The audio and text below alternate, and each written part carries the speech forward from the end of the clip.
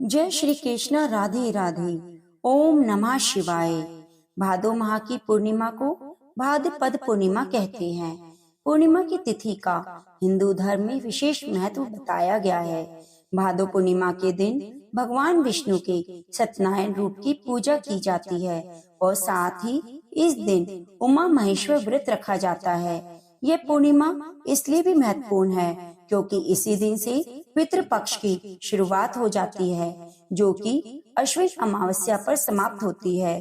धार्मिक मान्यता के अनुसार भादो पूर्णिमा के दिन भगवान सत्यनारायण की पूजा करने से सभी कष्ट दूर हो जाते हैं और जीवन में सुख समृद्धि आती है। लेकिन हमें सुबह जल्दी उठकर स्नान आदि से निवृत्त होकर व्रत का संकल्प लेना चाहिए। भगवान सत्यनारायण की कथा करनी चाहिए, उन्हें नैवेद्य फल फूल अर्पित करने चाहिए, पंचामृत और चूरमे का प्रसाद वितरित करना चाहिए। इस दिन जरूरतमंद व्यक्ति और ब्राह्मणों को दान अवश्य देना चाहिए। भविष्य पुराण के अनुसार उमा महेश्वर व्रत मार्गशीर्ष मास के शुक्ल पक्ष की तृतीया को रखा जाता है, लेकिन नारद पुराण के अनुसार यह व्रत भादो माह की पूर्णिमा के दिन मनाया जाता है। यह व्रत स्त्रियों के लिए विशेष महत्व रखता है। इस व्रत के प्रभाव से बुद्धिमान संतान और सौभाग्य की प्राप्ति होती है।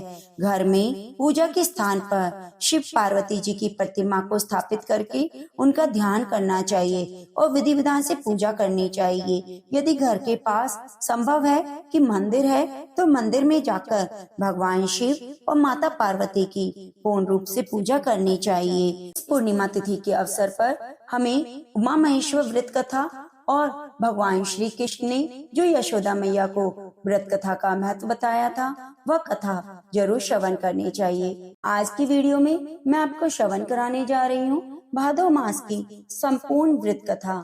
आप इस कथा को अंत तक पूरी श्रद्धा और प्रसन्न चित्त मन से श्रवण कीजिएगा और कमेंट बॉक्स में हर हर महादेव जरूर लिखिएगा। इस व्रत का उल्लेख मत्स्य पुराण में मिलता है। उमा महेश्वर व्रत की कथा के अनुसार कहा जाता है कि एक बार महर्षि दुर्वासा भगवान शंकर के दर्शन करके लौट रहे थे। रास्ते में उनकी भेंट भगवान विष्णु से हो गई। महर्षि ने शंकर भगवान द्वारा दी गई बेलपत्र की माला भगवान विष्णु को दे दी। भगवान विष्णु ने उस माला को स्वयं न पहनकर गरुड़ के गले में डाल दिया। इससे महर्षि दुर्वासा क्रोधित होकर बोले कि तुमने भगवान शंकर का अपमान किया है, इससे तुम्हारी लक्ष्मी चली जाएगी, क्षीर सागर भी तुम्हें नहीं मिलेगा और शेषनाग भी तुम्हारी सहायता न करेंगे। यह सुनकर भगवान विष्णु ने महर्षि दुर्वासा को प्रणाम कर इस दोष से मुक्त होने का उपाय पूछा। इस पर महर्षि दुर्वासा ने बताया कि उमा महेश्वर का व्रत करो, तभी तुम्हें अपनी संपूर्ण लक्ष्मी प्राप्त होगी। तब भगवान विष्णु ने यह व्रत किया, जिसके प्रभाव से लक्ष्मी जी समेत उनकी सभी शक्तियाँ उन्हें वापस मिल गई। स्त्री पुरुष इस व्रत को पूरी श्रद्धा और प्रसन्नचित मन से करता है। भगवान शिव उसकी सभी मनोकामनाएं पूरी करते हैं। ओम नमः शिवाय। भगवान श्री कृष्ण ने माता यशोदा को पूर्णिमा व्रत का रहस्य बताते हुए कथा सुनाई। वह कथा आज मैं आपको श्रवण कराने जा रही हूँ। पौराणिक कथाओं के अनुसार द्वापर युग में माता यशोदा ने श्री कृष्ण से कहा, हे कन्हैया, तुम सारे संसार के उत्पन्न करता, पालन पोषण करता और संहार करता हो। आज कोई ऐसा व्रत मुझे बताओ जिसके करने से मृत्यु लोक में स्त्रियों को विधवा होने का भय ना रहे तथा यह व्रत सभी मनुष्यों की मनोकामना पूरी करने वाला हो। श्री कृष्ण कहने लगे, हे मैया, तुमने बहुत सुंदर प्रश्न किया। मैं तुमसे ऐसे ही व्रत का विस्तार से वर्णन करता हूँ। सौभाग्य की प्राप्ति के लिए स्त्रियों को 32 पूर्णिमाओं का व्रत करना चाहिए। इस व्रत को करने से स्त्रियों को सौभाग्य और संपत्ति मिलती है। यह व्रत अचल सौभाग्य देने वाला और भगवान शंकर के प्रति मनुष्य मात्र की भक्ति को बढ़ाने वाला है। यशोदा मैया कहने लगी, हे कन्हैया, सबसे पहले इस व्रत को मृत्यु लोक में किसने किया, इसके विषय में विस्तार से मुझसे बताओ। श्री कृष्ण कहने लगे कि हे मैया, इस पृथ्वी लोक पर समय पहले बहुत प्रसिद्ध राजा चंद्रहास की कार्तिका नाम की थी। वह रामेश्वर नाम का एक ब्राह्मण रहता था। उसकी पत्नी बड़ी सुशील और रूपवान थी। दोनों ही उस नगरी में बड़े ही प्रेम से रहते। उनके घर में धन धान्य की कोई कमी न थी। उन दोनों को बस एक ही दुख था, उनके कोई संतान न थी, जिस कारण से वे दोनों बहुत दुखी रहते। एक दिन एक तपस्वी योगी उस नगरी में आया। वह योगी बाकी सभी घरों से भिक्षा मांगकर भोजन किया करता, लेकिन उस ब्राह्मण के घर से भिक्षा नहीं लेता। एक दिन योगी गंगा किनारे भिक्षा मांगकर प्रेम पूर्वक खा रहा था कि रामेश्वर ने योगी को यह सब करते देख लिया। अपने घर से भिक्षा न लेने से दुखी होकर रामेश्वर ने उस योगी से कहा, आप और सब घरों से तो भिक्षा लेते हैं, परंतु मेरे घर से भिक्षा कभी नहीं लेते, इसका क्या कारण है? योगी कहने लगा कि आपका धर्म हमें इस बात की आज्ञा नहीं देता, क्योंकि अभी आप गृहस्थ जीवन में एक सुख से वंचित हैं। आपके घर संतान होने पर भी आपके घर से मैं भिक्षा स्वीकार कर लूंगा। उन्होंने कहा, जिसे संतान नहीं है उसके घर से भिक्षा लेने पर पतित हो जाने का भय होता है। रामेश्वर यह बात सुनकर बहुत दुखी हुआ और हाथ जोड़कर योगी के पैरों पर गिर पड़ा और दुखी मन से कहने लगा कि आप मुझे संतान प्राप्ति का उपाय बताएं। आप सर्वज्ञ हैं, मुझ पर अवश्य ही यह कृपा कीजिए। धन की मेरे घर कोई कमी नहीं, लेकिन मैं संतान न होने के कारण अत्यंत दुखी हूँ। आप मेरे इस दुख का हरण कीजिए। यह सुनकर योगी कहने लगा कि तुम चंडी देवी की आराधना करो। घर पहुंचकर रामेश्वर ने ये सारी बात अपनी पत्नी को बताई और खुद वन में चला गया।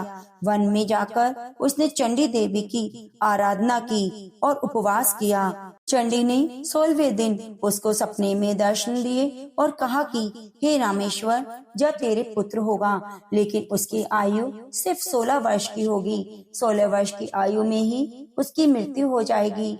अगर तुम दोनों स्त्री और पुरुष 32 पूर्णिमाओं को व्रत करोगे तो ये दीर्घ आयु हो जाएगा। जितना तुम्हारा सामर्थ्य हो उतने ही आटे के दिए जलाकर शिव जी का पूजन करें, लेकिन पूर्णमासी 32 ही होनी चाहिए। सुबह होते ही तुम्हें इस स्थान के पास से एक आम का पेड़ दिखाई देगा। उस पर फल लगे हुए होंगे। तुम उसमें से एक फल को तोड़कर अपने घर ले जाना। अपनी पत्नी को इसके बारे में बताना। सुबह स्नान होने के बाद वह स्वच्छ वस्त्र पहनकर भगवान शंकर का ध्यान करके उस फल को खा ले। तब शंकर भगवान की कृपा से उसको गर्भ हो जाएगा। जब सुबह ब्राह्मण उठा तो उसे उस स्थान पर आम का पेड़ दिखाई दिया और वह फल तोड़ने के लिए चढ़ा, लेकिन वह पेड़ पर चढ़ ही नहीं पा रहा था। देखकर उसे बड़ी चिंता हुई। उसने भगवान गणेश की उपासना की और कहा, हे गणेश जी, अपने भक्तों के विघ्नों का नाश करने के लिए, उनके मंगल कार्यों को करने वाले, दुष्ट का नाश करने वाले, रिद्धि सिद्धि देने वाले, आप मुझे इतना बल दें कि मैं अपनी मनोकामना पूरी कर सकूं। इसके बाद वह पेड़ से फल तोड़कर अपनी पत्नी के पास पहुंचा। उसकी पत्नी ने अपने पति के कहे अनुसार उस फल को खा लिया और वह गर्भवती हुई। देवी की कृपा से उसे बहुत सुंदर पुत्र पैदा हुआ।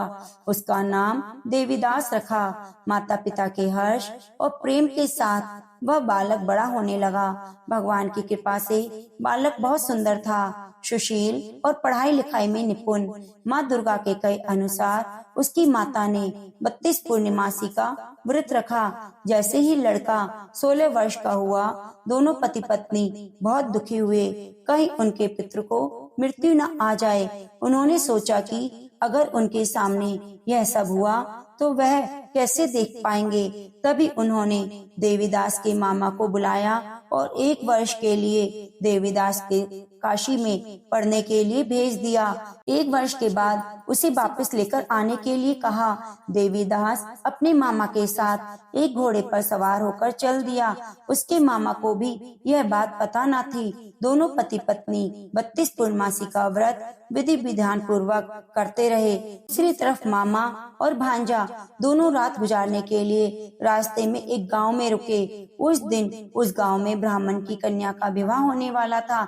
जिस धर्मशाला में वर और बारात बाकी लोग रुके थे, उसी धर्मशाला में देवीदास और उनका मामा ठहर गया। उधर कन्या को तेल आदि चढ़ाने के बाद जब लग्न का समय आया तो वर की तबीयत अचानक खराब हो गई। वर के पिता ने अपने परिवार वालों से विचार विमर्श करके कहा कि यह देवीदास मेरे पुत्र जैसा है, मैं इसके साथ लगन करा दूं। बाद में बाकी सारे कार्य मेरे बेटे के साथ पूरे हो जाएंगे। ऐसा कहने के बाद वर के पिता देवीदास को मांगने के लिए उसके मामा के पास गए और सारी बात बताई। मामा ने कहा कि कन्यादान में जो कुछ भी मिलेगा वह हमें दे दीजिएगा। वर के पिता ने बात स्वीकार कर ली। इसके बाद देवीदास का विवाह कन्या के साथ संपन्न हो गया। इसके बाद वह अपनी पत्नी के साथ भोजन न कर सका और मन में विचार करने लगा कि न जाने यह किसकी पत्नी होगी। यह सोचकर उसकी आंखों में आंसू आ गए। वधू ने पूछा कि क्या बात है, आप उदास क्यों हैं? तब उसने सारी बात बता दी। तब वह वधू कहने लगी कि ब्रह्म विवाद के विपरीत है, आप ही मेरे पति हैं, मैं आपकी ही पत्नी हूँ, किसी दूसरे की कभी नहीं हो सकती। तब देवीदास ने कहा, ऐसा मत करिए, क्योंकि मेरी आयु बहुत कम है, मेरे मरने के बाद तुम्हारा क्या होगा। लेकिन वह लड़की न मानी और बोली, स्वामी आप भोजन कीजिए। दोनों रात में सोने के लिए चले गए। सुबह देवीदास ने पत्नी को नगीनों से जड़ी एक अंगूठी दी और एक रुमाल दिया और बोला कि हे प्रिय, इसे रख लो, संकेत समझकर स्थिर चित्त हो जाओ। मेरा मरण और जीवन जानने के लिए एक पुष्प वाटिका का बना लो, उसमें सुगंधी वाली एक नव मल्लिका लगा लो, उसको प्रतिदिन जल से सींचा करो, आनंद के साथ रहो। जिस समय और जिस दिन मेरी मृत्यु होगी वह फूल सूख जाएंगे। जब यह फिर से हरे हो जाएं, तो जान लेना मैं जीवित हूँ। ये समझाकर वह वहाँ से चला गया। इसके बाद जब वर और बाकी बाराती मंडप में आए तो कन्या ने उसे देखकर कहा, यह मेरा पति नहीं, मेरे पति तो वो हैं जिनके साथ मेरा विवाह हुआ और रात में विवाद हुआ। इसके साथ मेरा विवाह नहीं हुआ। अगर यह वह नहीं है तो ये बताए कि मैंने इसको क्या दिया, और साथ ही कन्यादान के समय आभूषण मिले उन्हें दिखाए।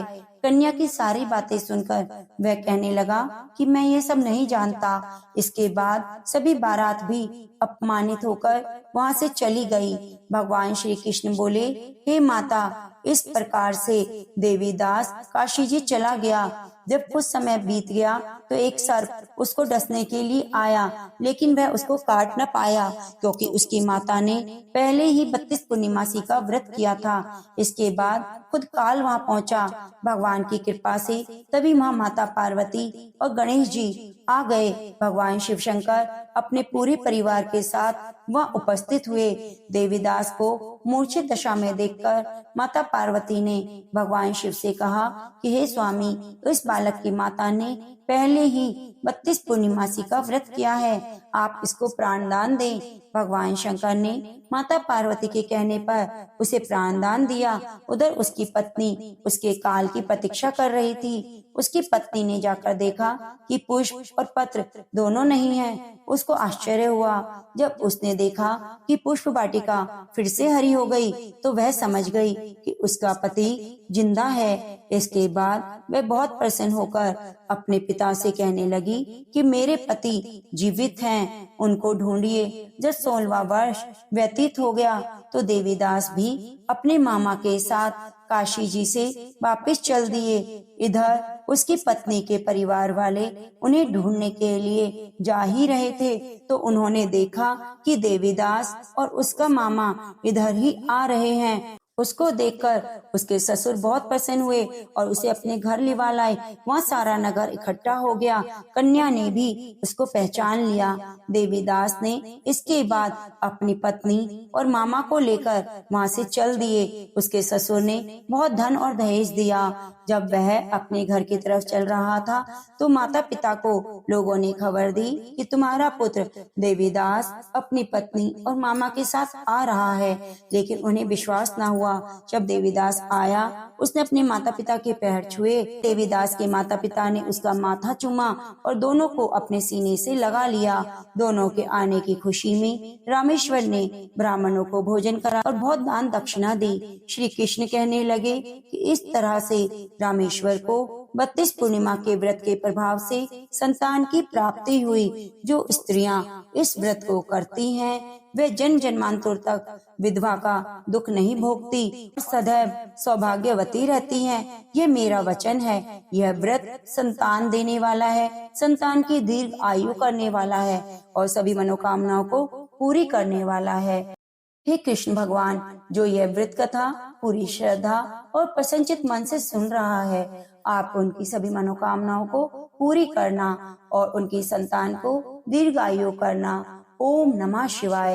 हर हर महादेव। किसी भी व्रत में, पूजा में गणेश जी की कथा कहानी जरूर सुननी चाहिए। एक बार गणेश जी एक सुंदर गांव से गुजर रहे थे। इस गांव के खेत हरे भरे थे। सुबह का समय था। ठंडी पवन का आनंद लेते हुए गणेश जी मूषक पर सवार होकर चले जा रहे थे। इतने में वह एक खेत से गुजरे तो आनंदवश फसलों में हाथ फिरा दिया। गणेश जी के ऐसा करने से उस फसल के कुछ दाने हाथ में आ गए। अब गणेश जी को पछतावा हुआ कि उन्होंने तो चोरी कर ली। भले ही उन्होंने जानबूझकर कुछ नहीं चुराया, लेकिन अब फसल के दाने तो उनके हाथ में आ गए। गणेश जी ने गिने तो वह 12 दाने थे। अब गणेश जी ने उस खेत के मालिक को खोजा और उन सेठ जी के यहाँ 12 साल की नौकरी पर लग गए। एक दिन सेठानी राख से हाथ धोने लगी तो गणेश जी ने सेठानी का हाथ पकड़कर मिट्टी से हाथ धुलवा दिया। सेठानी ने सेठ जी से शिकायत की और कहा, देखो, नौकर ने मेरा हाथ पकड़ लिया। सेठ जी ने गणेश जी को बुलाकर पूछा कि तुमने सेठानी का हाथ क्यों पकड़ा? गणेश जी ने बोला कि मैंने तो बस ये कह रहा था कि राख से हाथ धोने से घर की लक्ष्मी नाराज होकर घर से चली जाती है और मिट्टी से हाथ धोने से वह लक्ष्मी जी घर में ही रहती हैं। सेठ जी ने सोचा कि गणेश जी ठीक ही तो कह रहे हैं। थोड़े दिनों बाद कुंभ का मेला आया। सेठ जी ने कहा, गणेश, सेठानी को कुंभ के मेले में स्नान करा के ले आओ। सेठानी किनारे पर बैठकर नहा रही थी तो गणेश जी ने उनका हाथ पकड़कर आगे डुबकी लगवाई। घर आकर सेठानी ने सेठ से कहा, गणेश जी ने तो मेरी इज्जत ही नहीं रखी और इतने सारे आदमियों के बीच मुझे घसीटकर पानी में ले गए। तब सेठ जी ने गणेश जी को पूछा, ऐसा क्यों किया तुमने? तो गणेश जी ने कहा, सेठानी किनारे बैठकर गंदे पानी से नहा रही थी तो मैं आगे अच्छे पानी में डुबकी लगवाकर ले आया। इससे अगले जन्म में बहुत सारे राजा और राजपाट इसको मिलेगा। सेठ जी ने सोचा, गणेश जी तो ठीक कह रहे हैं। एक दिन घर में पूजा पाठ हो रहा था, हवन हो रहा था। सेठ जी ने गणेश जी को कहा, जाओ सेठानी को बुलाकर ले आओ। गणेश जी सेठानी को बुलाने गए तो सेठानी काली चुनरी ओढ़कर चलने लगी। गणेश जी ने काली चुनरी फाड़ दी और कहा, लाल चुनरी ओढ़कर चलो। सेठानी नाराज हो गई तो सेठ जी ने आकर पूछा, क्या बात है? सेठ जी ने बोला, गणेश जी, आपने यह क्या किया? सेठानी की चुनरी फाड़ दी। सेठ जी ने गणेश जी को डांट लगाई। गणेश जी बोले, काला वस्त्र पूजा पाठ में नहीं पहनते, इसलिए मैंने उनकी चुनरी फाड़ दी और लाल वस्त्र पहनने के लिए कहा। काला वस्त्र पहनने से कोई भी शुभ काम सफल नहीं होता। फिर सेठ जी ने कहा, गणेश तो समझदार हैं। एक दिन सेठ जी पूजा करने लगे तो पंडित जी ने बोला, वो गणेश जी की मूर्ति लाना भूल गए, अब क्या करें? तो गणेश जी बोले, मेरे को ही मूर्ति बनाकर विराजमान कर लो, आपके सारे काम सफल हो जाएंगे। यह बात सुनकर सेठ जी को गुस्सा आ गया और बोले, तुम तो अब तक सेठानी से ही मजाक करते थे, अब मेरे से भी करने लगे। गणेश जी ने कहा, मैं मजाक नहीं कर रहा, मैं सच बात कह रहा हूँ। इतने में ही गणेश जी ने गणेश जी का रूप धारण कर लिया और सेठ सेठानी ने गणेश जी की पूजा की। पूजा खत्म होते ही गणेश जी अंतर्ध्यान हो गए। सेठ सेठानी को बहुत धोखा हुआ और उन्होंने कहा, हमारे पास तो गणेश जी रहते थे, हमने उनसे इतना काम कराया। जो गणेश जी ने सपने में आकर सेठ जी को कहा, आपके खेत से मैंने 12 अनाज के दाने तोड़ लिए थे, उसी का दोष उतारने के लिए मैंने आपके यहाँ काम किया। सेठ जी को करोड़ों की माया हो गई। गणेश जी महाराज, जैसे आपने सेठ जी को दिया वैसे सबको देना, कहते सुनते को सारे परिवार को देना। जय श्री कृष्णा। राधे राधे। प्रिय मित्रों, कथा को अंत तक सुनने के लिए आपका बहुत बहुत धन्यवाद। मिलते हैं ऐसी ही धार्मिक रोचक वीडियो के साथ।